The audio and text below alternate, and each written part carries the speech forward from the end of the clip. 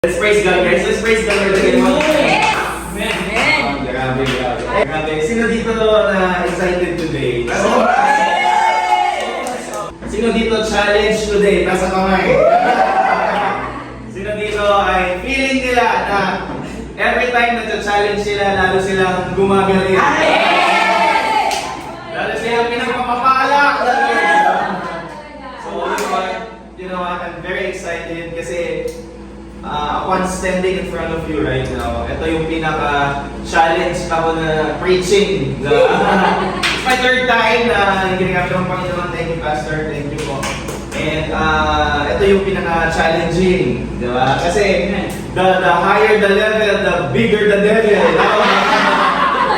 But different sizes, different forms, and different names. But sure ako, tapat ang Diyos sa atin. Amen! So, naman natin yung Lord sa So as we go by, I have like 50 minutes. Yes. Pakinggan niyo ako for the next 50 minutes. For me, it's one of the greatest battles in history. You know, isa sa pinakamalupit na nangyari sa kaysaysayan ng mundo. Let's talk about David and Goliath. 1 Samuel 17 verse. Sige, can we all stand up and be for the reading of the word? Yes. Yeah. Pero bibilisan lang natin kasi it's kind of long. Kinumpress ko lang ay 49 minutes to finish na. Yes. Now the Philistines gathered. So, makita nyo may valley, may ano, di ba? Mamaya, let's go there. Yes. And there comes a champion named Goliath. And of course, ito yung itsura ng valley, no? So, hindi pang digma, diba? Goliath stood and shouted to the ranks of Israel. Ito pa yung itsura ni Saul na he was terrified. And then, ito na last. So, thank you, Spirit of the Living God, Father. Thank you sa araw na to, Lord God. Use me as your speaker, Panginoon, as your teacher, Lord God. Let us be your slingshot and let your words, your power, Lord God, na pierce into our hearts, Lord God, today, Lord God. Grant me your wisdom and bless me with the words and everything that I want to do, Lord God. Thank you, Lord. Love you, Lord, in Jesus' name. Amen. Take your seats now. David and Goliath. And I always remember Pastor. Hindi pa naman sa baka judge na kaagad naman. But I remember him kasi grabe yung power na binigay ni Lord sa kanya. Diba? And mamaya pakita ko sa inyo the difference between kung meron kang kumpiyansa kay Lord sa wala. Diba? So kung makita mo, takot sila, David, yung sila Saul, the king dati. Diba? Lumabas si Goliath, sobrang laki. Sabi niya, nangangamon siya, one-on-one combat. Diba? And the difference is that kahit king si Saul, the biggest man in their entire country or in their nation, siya pa yung takot. Kasi he saw Goliath is bigger than him, right? And that's the time lumabas si David. The difference between David and Saul is that kasi si David may tinatawag na Godfidence. So Godfidence.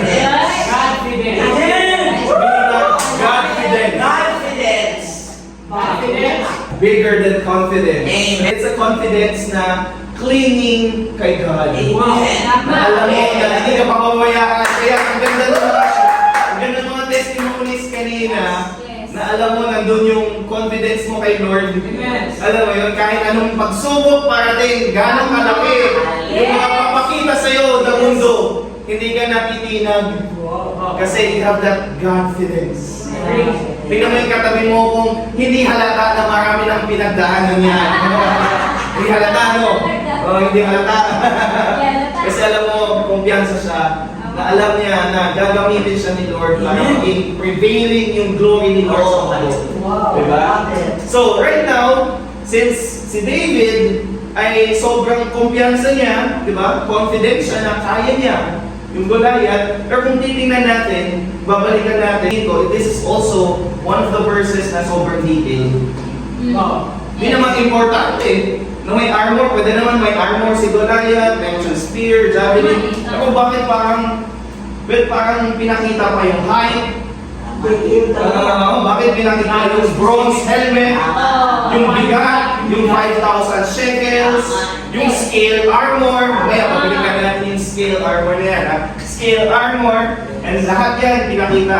At pinakita din kung gaano kagaling si Goliath. Alam mo ba? Yes, yes. Bakit kaya? Di ba sometimes in this world parang na-intimidate tayo sa ano nangyaring problema sa buhay natin. Parang hindi natin ma-fulfill yung purpose ni Lord para sa atin. Does it make sense? Yes. Na parang pinapakita pa talaga sa inyo na ito yung problema mo. Actually, going here last night, I've experienced another Goliath in my life. Yes. But I said, I have the confidence, the confidence na to tackle this day. Diba? The show must go on. Yes. That's right. Nakita sa kanya kung gaano kalaki, gaano kagaling, gaano ka-powerful, gaano ka-heavy equipped si Goliath. Yung problema mo, yung mga sin sa mundo, yung mga kaaway. So, natakot po yung king.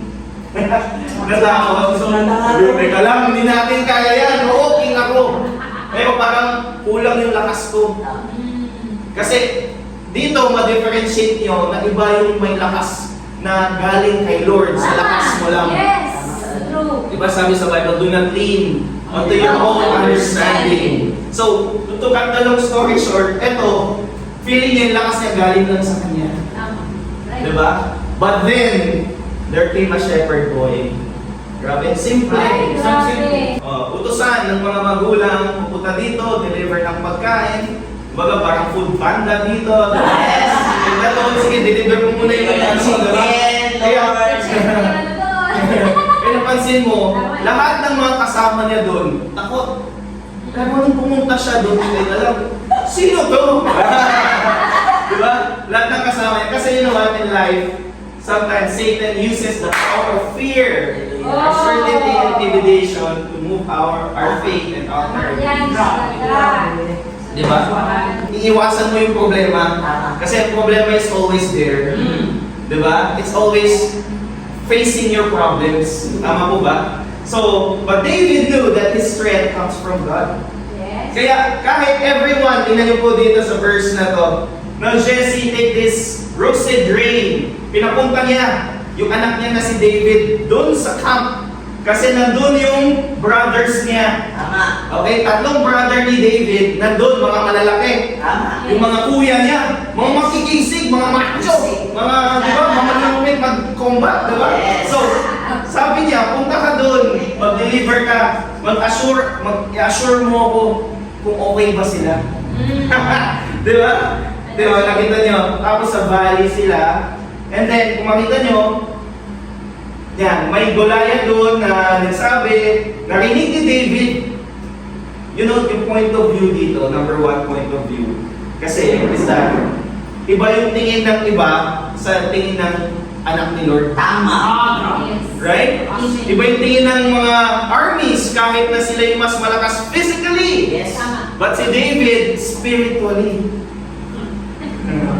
Right? So at that time, iba yung confidence ni David. Oh, hallelujah.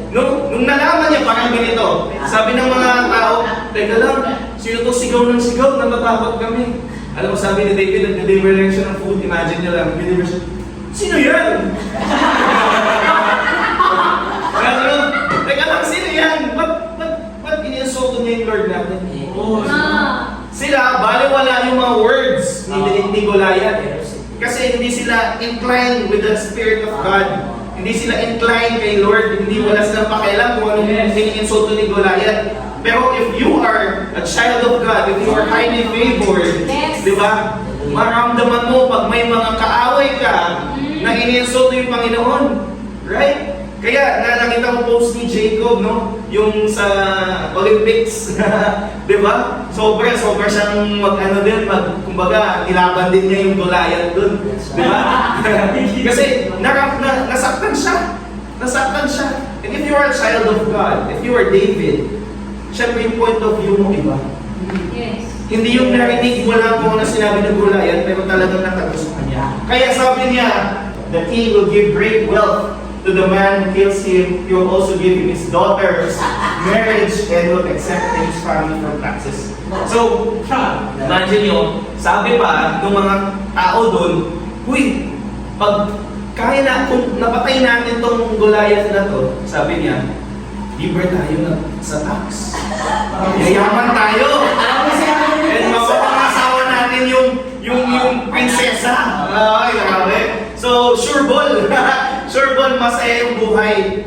Pero it shows here in the Bible na bagong mangyari yun, kailangan mo to kill a bigger giant. Right? Right? And at that time, tingnan niyo po, at that time, sabi nila, David asked the man standing near him, uy, ano ba talaga na mangyari sa akin pag tinalo ko to? Di ba? Etong tao na to, the uncircumcised Philistine, that he should defy the armies of the living God. Nasaktan siya. And then at that time, sabi na Eliab, yung kuya niya, oldest brother, heard him speaking, sabi niya, uy, bakit ka pumunta dito? Pumunta ka dun! Mag-ano ka ng pagkain, mag-attend ka ng sheeps. Diba? Sabi niya, huwag dito, kasi hindi ka pwede dito para sa mga katulad lang namin dito. And then David said, kasi may iba yung point of view niya, sabi niya, let no one lose heart on account of this Philistine. Your servant will go and fight him. Bumalik siya kay Saul, kasi hindi siya pinayagan ng army eh. So pumunta siya sa king. Sabi niya, uy, King, hayaan mo na ako lumaban dito. Kasi itong Goliath na to, di ba? Iniinsulto yung God natin. Ipapakita ko sa mundo kung anong meron sa Panginoon natin. Nakita niyo? Yes. So ulitin ko, yung point of view is that yung mga David sa buhay, iba tingin kay Goliath. Tama. So tayo, dapat iba tingin natin sa mga problema natin. Tama. Na it's just something for us to be promoted. Amen. Yun eh. Yes. Kasi parang yung mga tao, kala nila problema, the end of the world, o reklamo, hindi na sila nagpapatuloy, tama po ba? Lalo silang lumalayo, di ba? Lalo nila hindi pina-face yung Goliath nila sa buhay kasi takot sila. Fear paralyzes our faith, right? Tama? So, hindi na sila nagtuloy-tuloy. Pero si David, gusto niya ipakita sa mundo na gaano ka-faithful si Lord through the Goliath. Yes. Kaya sabi nila, teka, ang laki na to. Alam mo, sabi ni David siguro, oo nga, ang laki niyan, hindi talaga ako mag-miss. Ulit ito, in Tagalog, hindi ako sasablay. Sa laki niya, hindi ka sasablay. Diba? Sabi ng tao, teka lang, ang laki niyan, hindi ko kaya. Sabi ni David, oo nga, ang laki niyan, grabe. Hindi ako sasablay dito. So iba, yung point of view, pag David ka, Yes. iba yung point of view pag, di ba, may confidence ka. Tama. Di ba? You know what I mean? Kaya kung makita niyo dito, Sigurado talaga. the problem is not Goliath, but their unbelief. Unbelief. Di ba? Unbelief paralyzes our faith. Dramatic. So naniniwala ako, yung problema, hindi yung problema. Tama. Yung problema, yung paniniwala mo. Kung gaano ka kumpiyansa na hindi ka mapabayaan ng Panginoon. Kahit saan ka man magpunta, kahit gaano ka laki ng mga problema na mapa-face mo sa labas, you have to have that confidence na meron si Lord sa puso mo. Nandyan si Lord sa buhay mo, hindi ka papabayaan. Amen. Ganun ba yung point of view natin? Yes. Ikaw ba ay going out, facing a lot of Goliaths in your life? But alam mo na this is just a way for me to glorify God dahil sa Goliath. Tama po ba? Yes.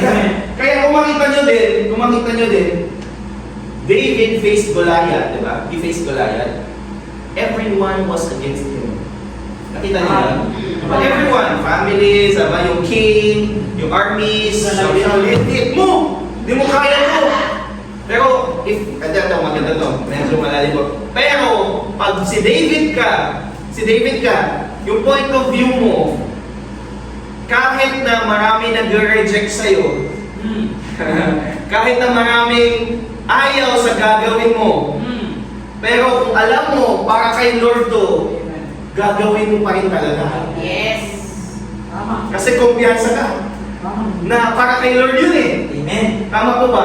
Yes. David is doing it for his family. The only thing that is for him is yung wife. Right? But David is doing it for his family. So, iba talaga pag highly favored ka, no? Iba talaga pag ginagamit ka ng Panginoon, di ba? Yes. Kahit na negative, yung binibigyan mo ng biyaya, gagawin mo pa din. Amen. Ganun yung point of view, yung kung grabe yung paniniwala mo kay Lord. And as we go on, kung makita niyo po dito, meanwhile, yan, the Philistine with his shield bearer, grabe na kung pang taga-bit-bit. Kasi dito, kung makita mo, he looked at David. Minsan kasi, most of us, we look at our problems more than ano yung nag-speak si Lord sa atin. Tama po, than our faith. Minsan, kahit sobrang lakas ng faith mo, pero if your problems are big, if you look at your problems, parang nakakalimutan mo yung faith mo. Tama po ba? Kahit tayo, so sobrang problemado natin, parang Lord, diba? That's true. Pero, sabi dito, si David, hindi niya tinignan si Goliath physically. Narinig niya. Nakalagay, he didn't look at Goliath, but he heard Goliath. Kaya kung makita mo dito, we live by faith, not by sight. Diba? Kailangan yung paniniwala natin sa loob, maka-influensya sa labas ng nakikita natin. Hindi yung nakikita natin, nakaka-influensya sa loob. Klaro po ba? Yes. Diba? Ganun si David. So, pag paulit-ulit mong narinig din, yung faith, diba, comes from the hearing. What you believe will always overcome what you see.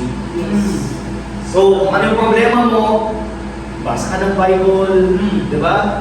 Just listen to man of God, listen to preachings, worship, di ba? Pag narinig mo yun, kahit anong nakikita mo sa labas, ma-overcome niya yun. Kasi that's what you hear, diretso yan sa puso mo. Come against me with sword and spear and javelin, but I come against you in the name of the Lord Almighty. Grabe. Ito, this is my favorite part here. Actually, ito talaga yung verse dapat. Actually, sabi ni David, this day, the Lord will deliver you into my hands. And I'll strike you down and cut off your head. The whole world will know that there is a God in Israel. Amen. Grabe, no? So all those gathered there will know that it's not by sword or spear that the Lord saves. For the battle is the Lord's, and He will give all of you in Amen. It's so good, actually, it's so good na paulit-ulit ako nagpapasayan. Grabe, sabi ko, grabe. Imagine mo parang pelikula. Nagkita si David tsaka si Goliath sa valley, sa sobrang gandang valley. Tapos, ganun si Goliath kalaki. Ito, ganun yung sure ni Goliath. Ito, nakita niyo po ito. Ganun yung sure ni Goliath. Ito, exact lang to, pero ganun kalaki si Goliath. 9 feet. Tapos si David, sabi nila, is 4'11" to 5. Actually, bakit nakikita ko si David kay parang pastor, hindi dahil sa size niya, kundi dahil sa pogi niya. Sa presence of God inside him. Diba? Diba? So ayan, at the same time, kung makita nyo, diba, sobrang laki ng Goliath, pero nagtotont si Goliath for 40 days. So sabi ni David, tigilan na natin itong kalokohan na ito. Papakita ko na sa iyo kung meron kami dito sa Israel. Kasi diba, bless yung Israel, ito a great nation, diba? So sabi niya, hindi, papakita ko po sa inyo kung ano yung God na meron kami dito. Grabe ka mo. Kaya Kaya, iba yung point of view pagka sa Panginoon. Amen. Amen. Amen? Kaya, I'm so confident na wherever I go, I know that God is with me. No matter what, Goliath, kahapon lang, on the way home ng 3 a.m., may na-aksidente sa harap ko. Actually, dyan lang sa sikan, may na-aksidente. So I went down, sabi ko, grabe, are you okay? Ganyan, ganyan. Tapos, nag-pray lang ako, Lord, blesses na niya, ayusin niyo siya, ganyan. Alam mo, sabi niya, bangon niyo ako. Swear, let's go yan, bangon niyo ako. Alam niya, tapos nandun na yung mga motorista, tapos lahat kami, ginagano na siya, okay na siya. Sumalis na ako. This swear, like it's crazy, like grabe man. But before that, may nangyari din, tsaka na yung kwento. Pero, you know, it's just crazy kasi when kahit anong Goliath you may face, pero yung point of view mo, di ba, iba. Kasi you are confident with God. Na pag lumabas tayo, alam natin na hindi tayo pababayaan ni Lord. yes! na actually gagamitin pa tayo into His glory. Yes. Para may pakita kung gaano yung and the whole world will know that there is a God in Israel. Grabe, the whole world. Kaya, napansin ko kung walang Goliath, wala din David. Oh my. Do you agree? Yes. Na kung walang problema, hindi mo makilala si David. Shepherd boy lang siya, hindi mo talaga siya makikilala. Pero hinayaan ni Lord na mayroong Goliath para makilala si David. Yes. So hinayaan ni Lord na may problema kang pagdadaanan para makilala si Lord sa buhay. Amen. Yes. Does that make sense? Yes. And the next part, confident ka, God will give you provisions then. Wow. Diba? Hindi ka papabayaan ni Lord. Yes. Confident ka ba na hindi ka papabayaan ni Lord? Amen. Have you experienced na minsan wala kayo na rin makain? Na-experience ba yun? Na-experience na parang hindi mo na alam solusyonan yung isang bagay, pero yun mo ngayon, nandito ka. Na-experience nyo na ba yun? Amen. So, naniniwala ako if you're confident with God, di ba? May provision ka din, di ba? So, sabi dito, pumunta siya. Bago niya nilaban si Goliath, kinuha niya yung blessing ni King Saul, di ba? Pumunta siya, bumalik siya sa tent. So, sabi ni Saul, sige, hayaan na kita, bigyan kita ng armor. Binigyan si Saul na duwag, na duwag, yung King Saul na duwag, binigyan si David ng armor. Sabi niya, yan yung sword ko na hindi pa natalo. Sa digmaan, di ba? Not to mention, pero di ba, kumbaga, at least, King Saul tried, di ba? So sabi ni David, pasensya na King. Sabi niya, I cannot go on this. Kasi, because I am not used to them. Grabe. So, Isang pakisado nun eh. di ba? So he took them off. Then he took his staff in his hand, chose 5 smooth stones from the stream, put them in the pouch of his shepherd's bag, and with his sling in his hand, approached the Philistine. So, ibig sabihin, binigay ni Saul yung armor niya, sinukot niya, sobrang bigat siguro sa kanya, kasi siguro malaki si Saul. Diba sabi niya, hey, it's not for me, King.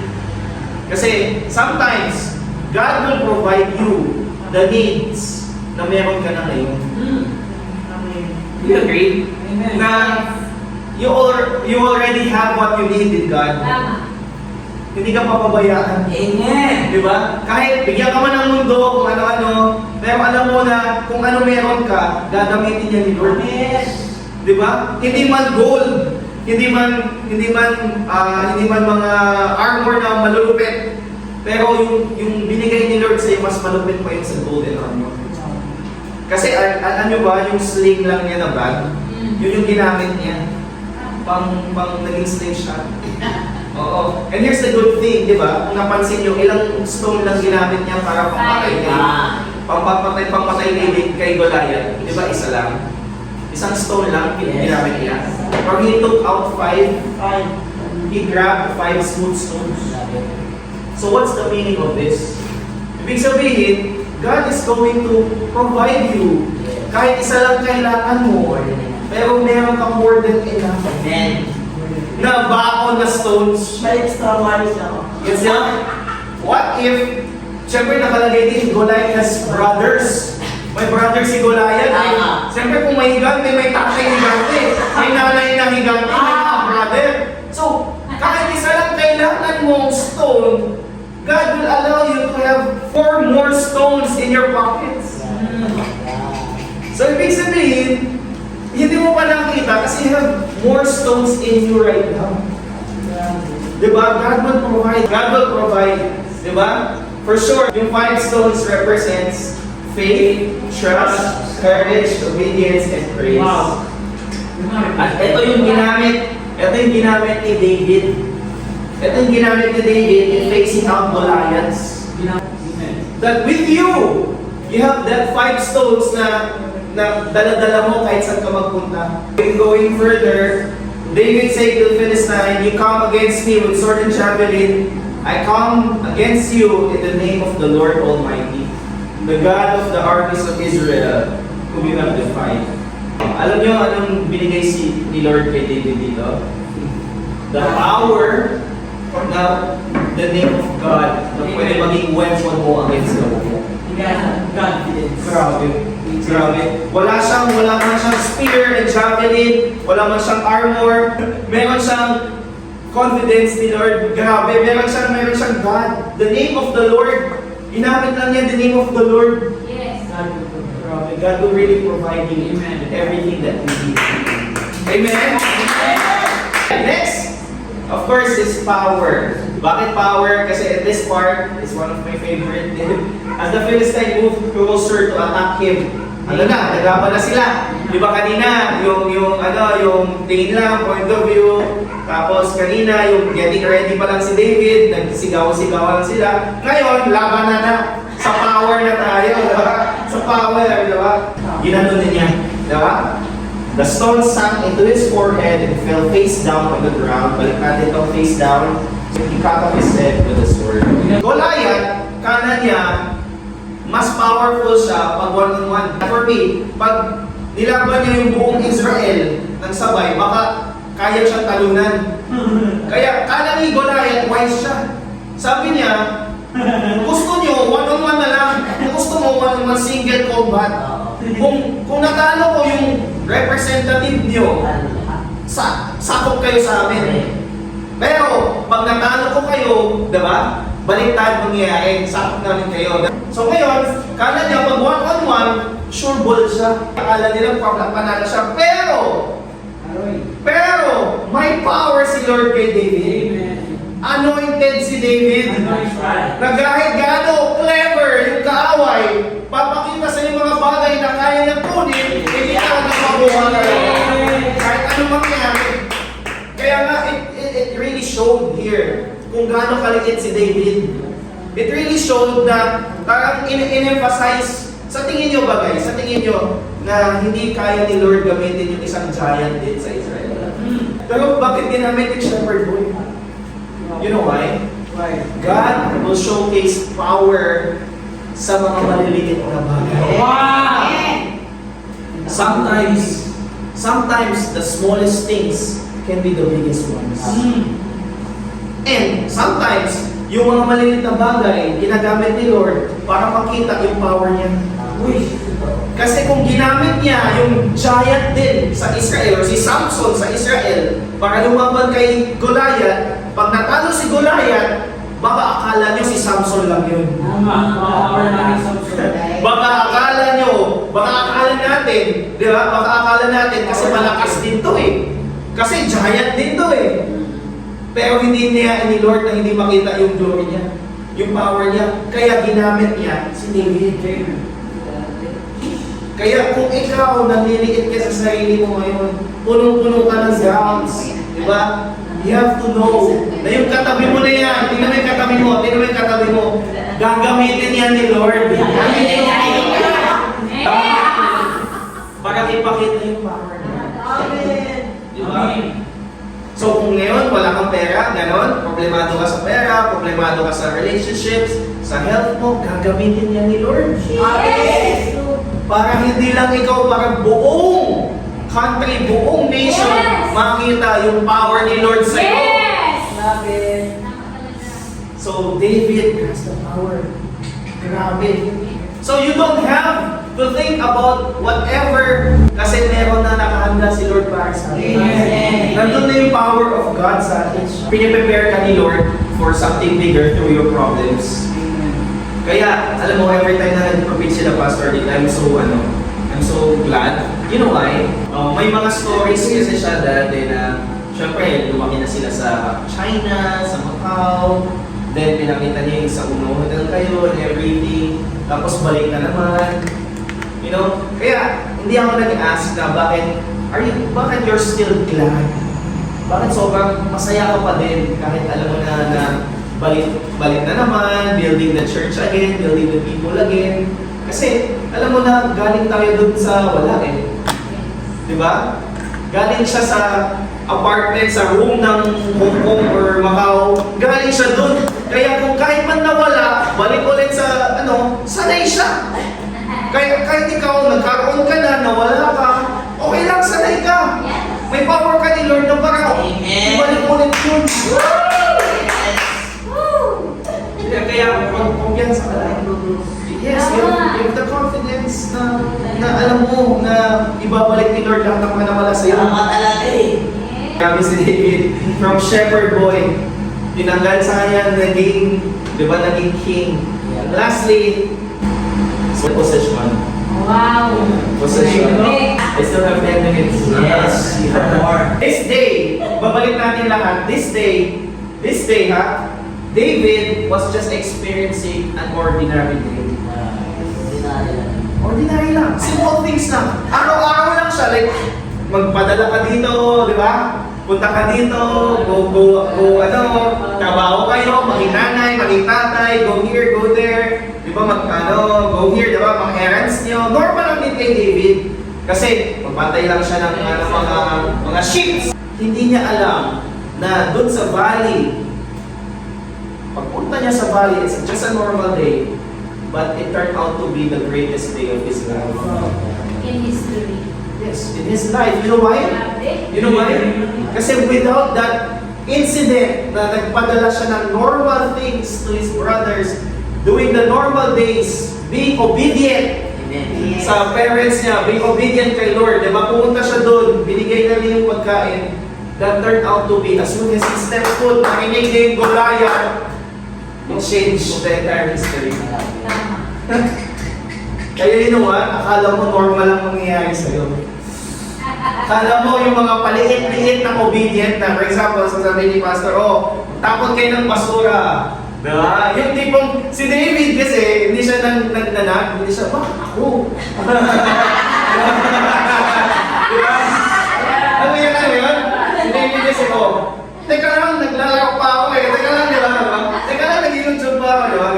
Pero si David kasi never nag kung marinig mo, padala ka dito, magbantay ka ng mga sheep, magganito ka, di ba? Lagi niya ginagawa, obedient siya. Loving. Tama ba? So pag obedient ka, bibigyan ka ng position ni Lord. Nakala mo yung mga maliliit na bagay? 5 minutes. Nakita niyo yung mga maliliit na bagay na tending the sheep. Yes. Diba? Habang nagbabantay siya ng tupa, sabi niya, yung nag-train sa kanya para makipag-defend sa mga lions, mga animals, mga wolves, di ba? Para kay Goliath. Yeah. So kung hindi naging obedient si David sa pag-tend ng sheep, na maliliit na bagay, sa tingin mo, kaya-kaya na si Goliath. Tama.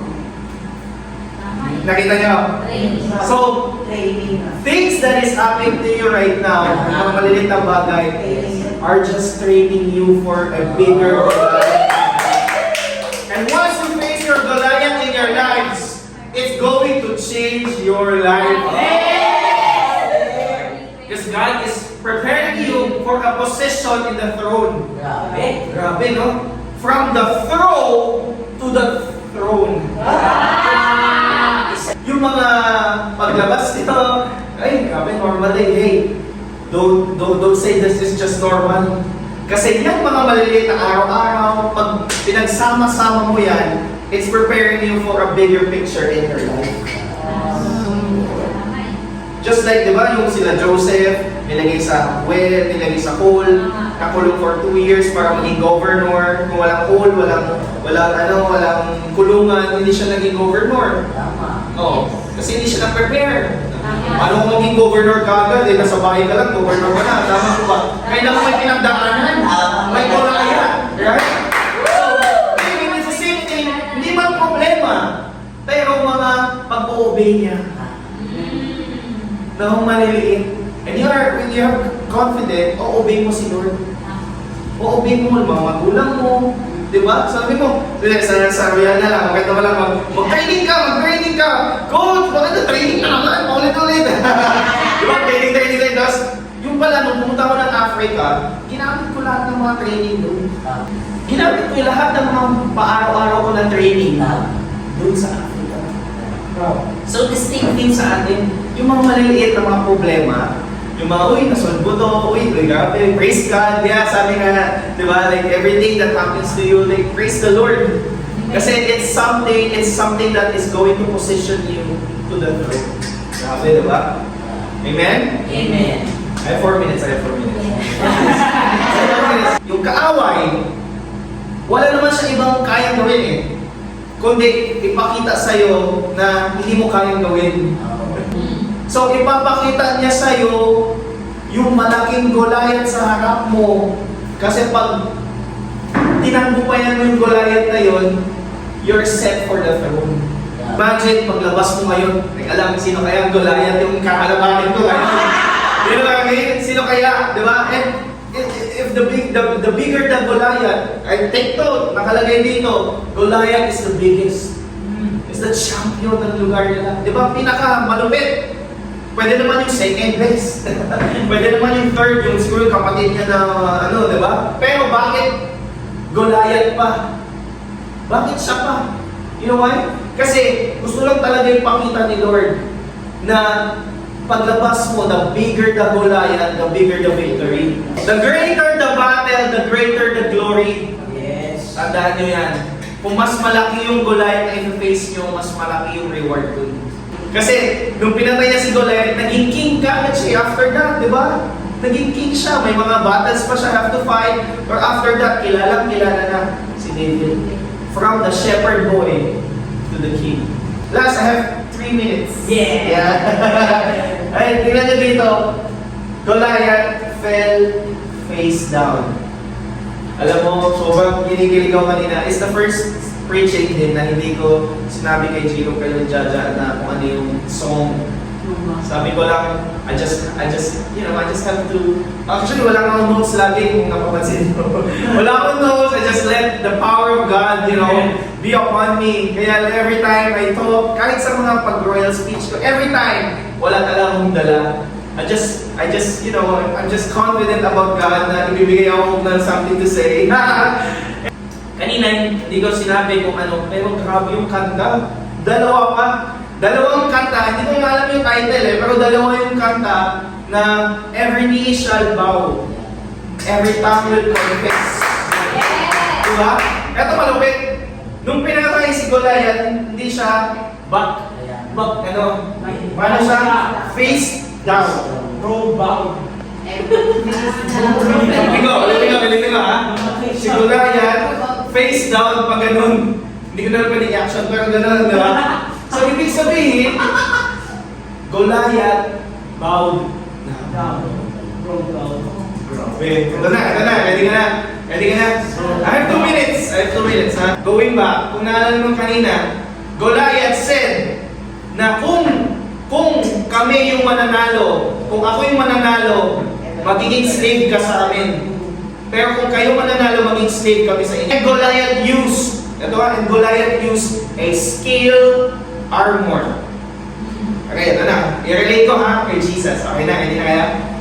Every time you see David and Goliath, you would also remember Jesus and what he did. Why? Kasi scale is a serpent. Right? Scale is a serpent. Now, yung pagka-panalo nila na maging slave sila is slave sa sin. Hindi ka makalaya. Tapos nakipaglaban siya. And he bowed down. So, kung may Goliath na devil, may Jesus Christ na champion na pinakita niya sarili niya sa atin ngayon sa panahon natin. So, David is parang naunang representation kung anong ginawa ni Jesus sa buhay natin ngayon. Amen. Na siya yung naging champion na walang dala-dala sarili niya para sa salvation na hindi tayo makulong sa sin habang buhay. Grabe. I hope na David and Goliath, we face Goliath outside, hoping na dala natin yung confidence natin, knowing that God is always in control, always provides, always gives us power and the position na just glorify God ng lahat ng mga achievements ang mga nangyari sa buhay natin. Kaya let's all pray. Let's all pray. Let's all stand up and pray. Lord God, Father in heaven, glory be to you, Panginoon. Your Spirit is in this place, Lord God. Come like a rushing wind in this place, Panginoon. We feel you, Lord God, the Holy Spirit. Jesus, thank you, Lord, for a wonderful day. Thank you for giving us the strength, the knowledge, the wisdom, Lord, na maimahagi yung word niyo, Panginoon, your promises niyo sa amin, Lord God. We pray, Lord, that you steer these words into our hearts that would steer us into action din, Panginoon. I pray, Lord God, na we know na we may face a lot of Goliaths outside. Our problems, Lord God, sometimes na-overwhelm kami, Panginoon. Sometimes nakikita pa namin yung mga problema namin kaysa yung promises niyo, Panginoon. Pero thank you for reminding us about you, Panginoon, about your promises na hindi mo kami pababayaan, Panginoon, that you would provide, Lord God, and you would give us the power and the possession, Lord God, to be able to really, really fulfill our purpose in our lives, Lord God. And thank you, Lord. Bless these people with me right now in this place, Panginoon. And as we set foot outside, Lord God, we will be giant killers, Panginoon. We will kill a lot of Goliaths and show the world who God really is, Panginoon. And show Jesus. Let Jesus be known sa buong mundo, Panginoon. In our place, in our family, in our lives, Panginoon. Kaya excited na kami, Panginoon, to see what's in store for us outside. And we are excited also, Panginoon, to really portray your strength sa mga tao. And to use us, Panginoon, na para maging vessel din sa ibang tao, Panginoon. Kaya thank you, Lord. Maraming salamat sa lahat. We glorify you, we worship you, and we honor you. In Jesus' name we pray.